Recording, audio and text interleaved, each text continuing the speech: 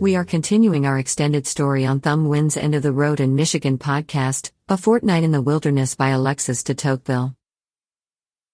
In 1831, two 26-year-old French aristocrats, Alexis de Tocqueville and Gustave de Beaumont, decided to strike out, in what today's terms, would be the ultimate road trip.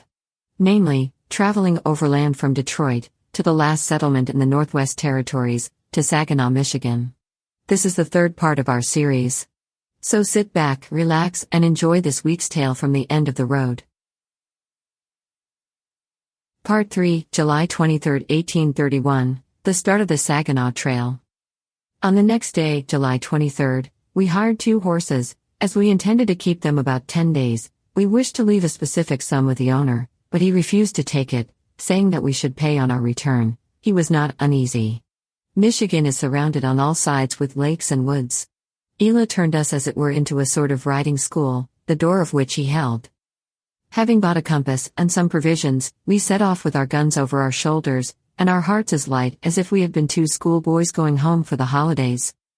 Our hosts in Detroit were right in telling us that we need not go far to see woods, for a mile from the town, the road enters the forest, and never leaves it. The ground is perfectly flat and often marshy. Now and then, we met with newly cleared lands. As these settlements are all exactly alike, whether they be on the outskirts of Michigan or of New York, I shall try to describe them once for all. The little bell which the pioneer takes care to hang around the necks of his cattle, that he may find them in the dense forest, announces from a great distance the approach to the clearing. Soon you hear the stroke of the axe. As you proceed, traces of destruction prove the presence of man. Lopped branches cover the road, trunks half calcined by fire, or maimed by steel, are still standing in the path. You go on and reach a wood, which seems to have been struck with sudden death. Even in the middle of summer, the withered branches look wintry. On nearer examination, a deep gash is discovered round the bark of each tree, which, preventing the circulation of sap, quickly kills it. This is generally the planter's first measure. As he cannot in the first year cut down all the trees on his new property, he kills them to prevent their leaves overshadowing the Indian corn, which he has sowed under their branches. Next to this incomplete attempt at a field, the first step of civilization in the wilderness, you come suddenly upon the owner's dwelling. It stands in a plot more carefully cleared than the rest, but in which man still sustains an unequal struggle with nature. Here the trees have been cut down but not uprooted, and they still encumber with their stumps the ground that they formerly shaded. Round these withered remnants, corn, oak saplings, plants, and weeds of every kind spring pell-mell, and grow side by side in the stubborn and half-wild soil. In the center of this diversified and robust vegetation, stands the planter's log house. Like the field round it, this rustic dwelling is evidently a new and hasty work. Its length seldom exceeds 30 feet, its width 20, and height 15. The walls, as well as the roof, are composed of half-hewn trees. The interstices are filled up with moss and mud. As the traveler advances, the scene becomes more animated. At the sound of his steps, a group of children who had been rolling in the dirt jump up hastily, and fly towards the paternal roof, frightened at the sight of man, whilst 2 great half-wild dogs, with ears erect, and lengthened nose, come out of the hut, and growling, cover the retreat of their young masters. At this moment, the pioneer himself appears at his door. He casts a scrutinizing glance on the newcomer, bids his dogs go in, and himself set the example immediately without exhibiting either uneasiness or curiosity. On entering the log house, the European looks around with wonder. In general, there is but one window, before which sometimes hangs a muslin curtain, for here, in the absence of necessaries, you often meet with superfluities. On the hearth, made of hardened earth, a fire of resinous wood lights up the interior better than the sun. Over the rustic chimney are hung trophies of war or of the chase, a long rifle, a doeskin, and eagle's feathers. On the right hangs a map of the United States, perpetually shaken by the wind which blows through the interstices of the wall. On a rough shelf near it are placed a few odd volumes, among them a Bible, the leaves and binding of which have been spoilt by the devotion of 2 generations, a prayer book, and sometimes one of Milton's poems, or Shakespeare's plays. With their backs to the wall are placed some rude seats, the product of the owner's industry, chests instead of wardrobes, agricultural tools, and specimens of the crop. In the middle of the room is an unsteady table, the legs of which, still covered with leaves, seem to have grown where they stand. Round this table, the family assembles for their meals. On it is left an English china teapot, spoons, generally of wood, a few cracked cups, and some newspapers. The appearance of the master of this dwelling is as remarkable as his abode. His sharp muscles and slender limbs show him at first glance to be a native of New England. His make indicates that he was not born in the wilderness. His early years were passed in the heart of intellectual and cultivated society. Choice urged him to the toilsome and savage life for which he did not seem intended. But if his physical strength seems unequal to his undertaking, on his features, furrowed by care, is seated an expression of practical intelligence and of cold and persevering energy. His step is slow and measured, his speech deliberates, and his appearance austere. Habit, and still more pride, have given to his countenance a stoical rigidity, which was belied by his conduct. The pioneer despises, and this is true, all that most violently agitates the hearts of men. His fortune or his life will never hang on the turn of a die, or the smiles of a woman, but to obtain competence he has braved exile, solitude, and the numberless ills of savage life. He has slept on the bare earth, he has exposed himself to the fever of the woods, and the Indian's tomahawk. Many years ago he took the first step. He has never gone back. Perhaps 20 years hence he will still be going on without desponding or complaining. Can a man capable of such sacrifices be cold and insensible? Is he not influenced by a passion, not of the heart but of the brain, ardent, persevering, and indomitable? His whole energies concentrated in the desire to make his fortune, the emigrant at length succeeds in making for himself an entirely independent existence, into which even his domestic affections are absorbed. He may be said to look at his wife and children only as detached parts of himself. Deprived of habitual intercourse with his equals, he has learned to take pleasure in solitude. When you appear at the door of his lonely dwelling, the pioneer steps forward to meet you. He holds out his hand in compliance with custom, but his countenance expresses neither kindness nor joy. He speaks only to question you, to gratify his intelligence, not his heart, and as soon as he has obtained from you the news that he wanted to hear, he relapses into silence. One would take him for a man who, having been all day wearied by applicants and by the noise of the world, has retired home at night to rest. If you question him in turn, he will give you in a clear manner all the information you require. He will even provide for your wants, and will watch over your safety as long as you are under his roof. But in all that he does there is so much constraint and dryness, you perceive in him such utter indifference as to the result of your undertakings, that your gratitude cools. Still, the settler is hospitable in his own way, but there is nothing genial in his hospitality because, while he exercises it, he seems to submit to one of the painful necessities of the wilderness. It is to him a duty of his position, not a pleasure. This unknown person is the representative of the race to which belongs the future of the New World, a restless, speculating, adventurous race that performs coldly feats which are usually the result of passionate enthusiasm, a nation of conquerors, who endure savage life without feeling its peculiar charms, value in civilized life only its material comforts and advantages, and bury themselves in the wilds of America, provided only with an axe and a file of newspapers. A mighty race which, as is the case with all great nations, is governed by one idea, and directs its sole efforts to the acquisition of wealth with perseverance and contempt for life which might be called heroic, if such a term could be applied to any but virtuous efforts. A migratory race, which neither rivers nor lakes can stop, before which the forest falls and the prairie becomes covered with foliage, and which, having reached the Pacific Ocean, will retrace its steps to disturb, and to destroy the social communities which it will have formed and left behind. In describing the settler, one cannot forget the partner of his sufferings and perils. Look at the young woman who is sitting on the other side of the fire with her youngest child in her lap, superintending the preparations for supper. Like the emigrant, this woman is in the prime of life. She also recollects an early youth of comfort. The remains of taste are still to be observed in her dress. But time has pressed hardly upon her. In her faded features and attenuated limbs it is easy to see that life has to her been a heavy burden. And, indeed, this fragile creature has already been exposed to incredible suffering. At the very threshold of life, she had to tear herself from the tender care of her mother, from the sweet fraternal ties that a young girl can never leave without tears, even when she quits her home to share the luxurious dwelling of a young husband. The wife of the settler, torn at once and forever from the cradle of her childhood, had to exchange the charms of society and of the domestic circle for the solitude of the forest. Her marriage bed was placed on the bare ground of the wilderness. To devote herself to austere duties, to submit to unknown privations, to enter upon an existence for which she was not fitted. Such has been the employment of her best years, such have been the delights of her married life. Destitution, suffering, and lassitude have weakened her delicate frame, but have not dismayed her courage. While deep sadness is painted on her chiseled features, it is easy to describe religious resignation, peace, and a simple quiet fortitude enabling her to meet all the ills of life without fearing or defying them. Round this woman crowd the half-clothed children, glowing with health, careless of the morrow, true children of the wilderness. Their mother turns on them from time to time a mingled look of sadness and of joy.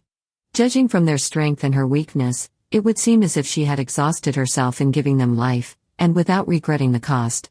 The log house consists of a single room, which shelters the whole family at night. It is a little world, an ark of civilization in the midst of a green ocean. A few steps off the everlasting forest extends its shades, and solitude again reigns. We did not reach Pontiac till after sunset. 20 very neat and pretty houses, forming so many well-provided shops, a transparent brook, a clearing of about a square half-mile surrounded by the boundless forest. This is an exact picture of Pontiac, which in 20 years hence may be a city. The sight of this place reminded me of what M. Gallatin had said to me a month before in New York. There are no villages in America, at least, in your meaning of the word. The houses of the cultivators are scattered all over the fields. The inhabitants congregate only in order to set up a sort of market to supply the surrounding population. In these so-called villages you find none but lawyers, printers, and shopkeepers. We were taken to the best inn in Pontiac, for there are two, and as usual, we were introduced into the barroom. Here all, from the most opulent to the humblest shopkeeper, assemble to smoke, think, and talk politics on the footing of the most perfect equality. The owner of the house, or rather the landlord, was, I must not say a burly peasant, for there are no peasants in America, but at any rate, a very stout gentleman, whose face had about as much of frankness and simplicity as that of a Norman horse dealer.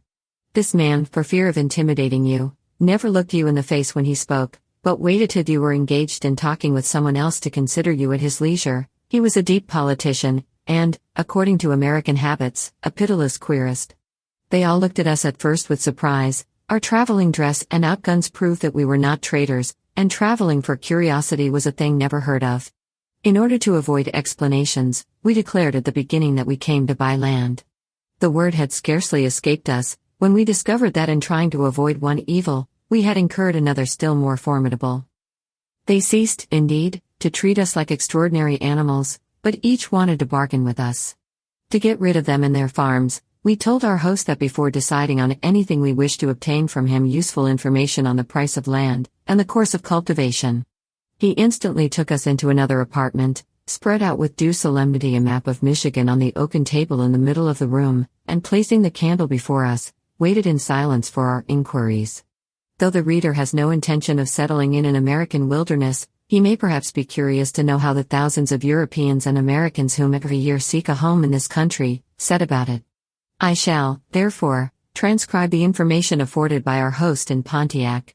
We often afterward had occasion to verify its accuracy. This country is not like France, said our host, after listening quietly to all our questions, and snuffing the candle. With you labor is cheap, and land is dear. Here the price of land is nothing, but hands cannot be bought. I tell you this to show you that to settle in America as well as in Europe, one must have capital, only it must be differently employed. For my part, I should not advise anyone to seek his fortune in our wilds, unless he has $150 or $200 at his disposal. In Michigan, an acre never costs more than 4 or 5 shillings, when the land is waste. This is about the price of a day's work. In one day, therefore, a laborer may earn enough to purchase an acre. But the purchase made, the difficulty begins. This is the way in which we generally try to get over it. The settler betakes himself to his newly acquired property with some cattle, a salted pig, 2 barrels of meal, and some tea. If there happens to be a hut near, he goes to it, and receives temporary hospitality. If not, he pitches a tent in the middle of the wood which is to be his field. His first care is to cut down the nearest trees. With them, he quickly builds a crude log house which you must have seen. With us, the keeping of cattle costs nothing. The emigrant fastens an iron belt to their necks and turns them into the forest. Animals thus left to themselves seldom stray far from the dwelling. The greatest expense is clearing. If the pioneer brings with him a family able to help him in his first labors, the task is easy. But this is seldom the case. The emigrant is generally young, and if he has children they are small. He is, therefore, obliged either himself to supply all the wants of his family or to hire the services of his neighbors. It costs from $4 to $5 to clear an acre. The ground once prepared, the new owner lays out an acre in potatoes and the rest in wheat and maize. Maize is a providential gift in the wilderness. It grows in our marshes and flourishes under the shade of the forest better than when exposed to the rays of the sun. Maize saves the emigrant's family from perishing, when poverty, sickness, or neglect has hindered his reclaiming sufficient land in the first year. The great difficulty is to get over the years which immediately succeeds in the first clearing. Afterward comes competence and later wealth. So spoke our host. We listened to these simple details with almost as much interest as if we intended to profit by them ourselves. And when he had done, we said to him, "The soil of these forests left to themselves are generally marshy and unwholesome. Has the settler who braves the misery of solitude no cause to fear for his life?" "Cultivation, at first, is always a dangerous undertaking," replied the American, "and there is scarcely an instance of a pioneer and his family escaping, during the first year, the forest fever. Sometimes while traveling in the autumn you find all the occupants of a hut attacked by fever, from the emigrant himself down to his youngest child. And what becomes of these poor creatures when thus struck by Providence? They resign themselves and hope for better times. But have they no prospect of help from their neighbors? Scarcely any. Can they not, at any rate, procure the aid of medicine? The nearest doctor often lives 60 miles off. They do as the Indians do, they die or get well as it pleases God." We resumed, "Do the ministrations of religion ever reach them?" "Very seldom. As yet we have not been able to set up public worship in our forest. Almost every summer, indeed, some Methodist ministers come to visit the new settlements. The news of their arrival spreads rapidly from dwelling to dwelling. It is the great event of the day. At the time fixed, the emigrant, with his wife and children, makes his way through the scarcely cleared paths in the forest towards the place of meeting. Settlers flock from 50 miles round. The congregation has no church to assemble in, they meet in the open air under the arches of the forest. A pulpit of rough logs, great trees cut down to serve as seats, such are the fittings of this rustic temple. The pioneers encamp with their families in the surrounding woods. Here for 3 days and nights, the people scarcely intermittently their devotional exercises. You should see the fervent prayers and the deep attention of these men to the solemn words of the preacher. In the wilderness, men are seized with a hunger for religion. One more question. Among us, it is generally thought that European emigration mainly peoples the wildernesses of America. How is it then that since we have been traveling in your forests we have not happened to meet a single European?" In these words, a smile of proud satisfaction spread over the countenance of our host. "None but Americans," he solemnly replied, "are brave enough to submit to such privations and is willing to pay such a price for competence. The European emigrant stops in the large towns of the seaboard, or in the surrounding districts. There he becomes a mechanic, a laborer, or a servant. He leads an easier life than in Europe and appears content that his children should follow his example. The American takes possession of the land and tries to create out of it a great social position." After pronouncing the last words, our host was silent. He let an immense column of smoke escape from his mouth and seemed prepared to listen to what we had to tell him about our plans. We first thanked him for his valuable information and wise counsels, assured him that someday we should profit by them, and added, "Before fixing in your country, my dear landlord, we intend to visit Saginaw, and we wish to consult you on this point." At the name of Saginaw, a remarkable change came over his features. It seemed as if he had been suddenly snatched from real life and transported to a land of wonders. His eyes dilated, his mouth fell open, and the most complete astonishment pervaded his countenance. "You want to go to Saginaw?"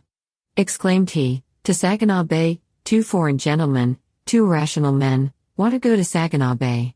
It is scarcely credible." "And why not?" we replied. "But are you well aware," continued our host, "what you undertake? Do you know that Saginaw is the last inhabited spot towards the Pacific, that between this place and Saginaw lies an uncleared wilderness? Do you know that the forest is full of Indians and mosquitoes, that you must sleep, at least, for 1 night under the damp trees? Have you thought about the fever? Will you be able to get on in the wilderness, and to find your way in the labyrinth of our forests?" After this tirade, he paused, in order to judge the effect which he had produced. We replied, "All that may be true, but we start tomorrow for Saginaw Bay." Our host reflected for an instant, shrugged his shoulders, and said slowly and positively, "Some paramount interest alone can induce two strangers to take such a step. No doubt you have a mistaken idea, that it is an advantage to fix as far as possible from any competition." We do not answer. He continues, "Perhaps you are sent by the Canadian Fur Company to establish relations with the Indian tribes on the frontier?" We maintain our silence. Our host had come to an end of his conjectures, and he said no more, but he continued to muse on the strangeness of our scheme. "Have you never been to Saginaw?" We resumed. He answered, "I have been so unlucky as to go thither 5 or 6 times, but I had a motive for doing it, and you do not appear to have any. But you forget, my worthy host, that we do not ask you if we had better go to Saginaw, but only how we can get there most easily." Brought back thus to the matter in hand, our American recovered his presence of mind and the precision of his ideas. He explained to us in a few words and with excellent practical good sense, how we should set about our journey through the wilderness, entered into the minutest details, and provided for every possible contingency. At the end of his recommendations he paused once more, to see if at length we should unfold the mystery of our journey, and perceiving that neither of us had anything more to say, he took the candle, showed us a bedroom, and after giving us a truly democratic shake of the hand, went to finish his evening in the common room. This concludes this week's special edition story. Thank you for taking the time to listen to Thumbwind's End of the Road podcast. If you like this kind of story, you are invited to join other monthly visitors on our website at thumbwind.com. Please watch for and download next week's continuation of Alexis de Tocqueville's Saginaw Trail story next Sunday evening. Please take a moment to subscribe to our podcast and give us a review. From the end of the road. Have a great day.